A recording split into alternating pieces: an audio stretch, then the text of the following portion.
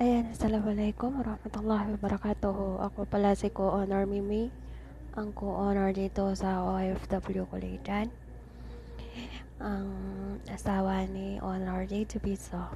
Ayan, good morning and good afternoon sa inyong lahat mga kapatid. Shawi-shawi ng napakalakas, napakasarap at gwapo, napakaganda sa inyong lahat mga kapatid.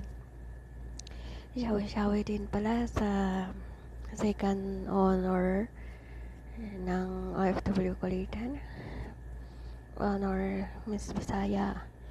And shawi-shawi din ng napakalakas, napaka-gwapo ang aking asawa, Honor Lizzie Piso. At saka shawi-shawi din sa mga gwapo nating moderator at magaganda nating organizer. At di din magpapatalo ang magandang dilag na editress natin na Baby Mai. Shawi-shawi sa iyo dyan. At di rin mapapatalo ang mga kapatid nating mga admin, ang magagandang dilag at mga nagagwapuan na mga admin. Yan, happy 30 Mansari sa BR natin, OFW Kulitan. Stay strong lang, be happy lang kayo dito sa Kulitan. Marami o konti man, walang problema diyan, kasi aanhin mo yung maraming kaibigan kung hindi naman nakakasundo. Sila din nagtrayduran, nag-awayan, yung iba sarili, hindi nakikinig, di marunong makisama, iniisip sarili lang yun. At saka be happy lang tayo sa Kulitan, and happy 17 Mansari sa kay Mr. Stanharden at Stanhard. Away, bati man, wag lang hiwalayan. Love, more love, respect and understand each other. Yan, be happy and be strong your relationship. Lalo sa panahon ngayon, kahit hindi sa kanila hinaagaw nila, wala silang pakialam kung ano yung mararamdaman mo. Importante magawa nila yung sa kanila. Kaya gulang mga kapatid na ganun ang ginagawa niya, para mas marami pa kayong maagawan. God bless sa inyo. Yun. And happy birthday pala sa anak ni Ate Stonehart, John Angelo. Wish ko lang sa iyo na lumaki kang mabait, masunurin, maunawain at marespeto sa magulang, at makapagtapos ka mag-aral para ikaw naman yung matutulong sa magulang mo pag magtapos ka na. Ayan, God bless you and happy 29 birthday sa iyo, bebe. Ang baby ko dito sa OFW Kulitan. Simula Kulitan, andyan ka na never tayo nagkasama ng loob, never tayo nag-away, never tayo nagtampuhan, at never mo ako gitraidor, never mo ako inapakan.